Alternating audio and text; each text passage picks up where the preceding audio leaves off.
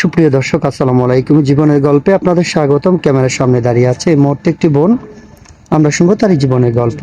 আসসালামু আলাইকুম আপু, কেমন আছেন? ওয়ালাইকুম আসসালাম, ভালো আছি। আসসালামু আলাইকুম। ওয়ালাইকুম সালাম।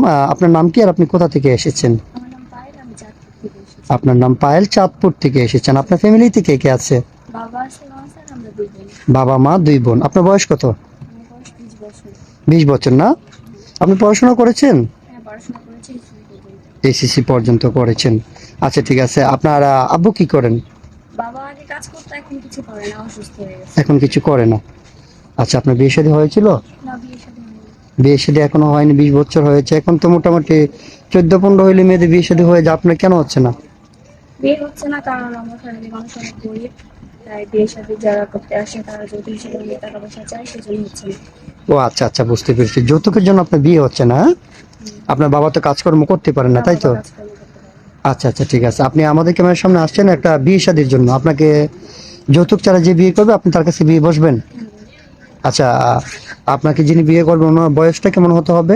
তার বয়সটা যেরকমই হোক সেটা কোনো বেটার না, সে যদি ভালো মনের মানুষ থাকে তাহলেই হয়েছে।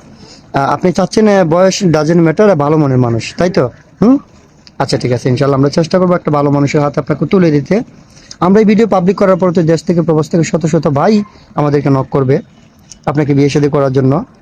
অনেকের বয়স 40, 45, 50 বছর হয়ে যায়। ওইরকম বয়সের কোনো ভাই যদি বিয়ে শাদী করতে করার পর তো দেশ থেকে প্রবাস থেকে শত শত ভাই আমাদেরকে নক করবে আপনাকে বিয়ে শাদী করার জন্য।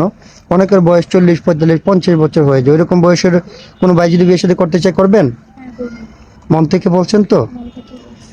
আচ্ছা, ঠিক আছে। ইনশাল্লাহ সমস্যা নাই। আপনার সাথে যোগাযোগ করার মাধ্যম কি? আমার সাথে যোগাযোগ করার মাধ্যমে আমার কোনো ব্যক্তিগত ফোন নেই, আপনাদের সাথে যোগাযোগ করলে আমাকে পাওয়া যাবে। আপনার ব্যক্তিগত কোনো ফোন নেই?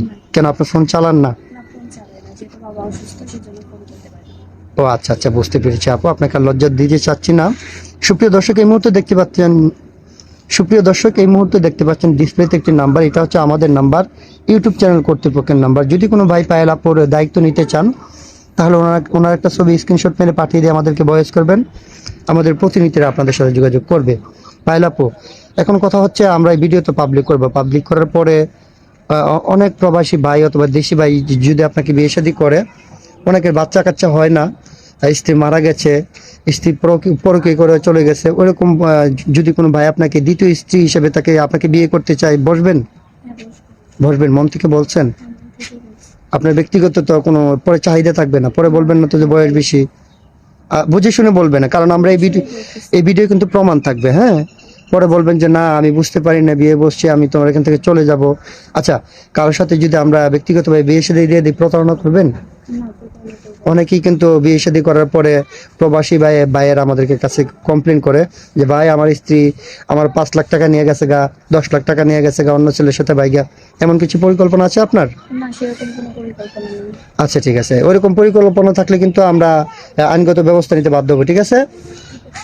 আচ্ছা পায়েল আপু, তাহলে আপনার কথা হচ্ছে আমরা আপনার জন্য একটা ভালো ছেলে দেখবো, ইনশাল্লাহ সমস্যা নেই। আপনি ভালো থাকবেন, সুস্থ থাকবেন। আল্লাহ হাফেজ।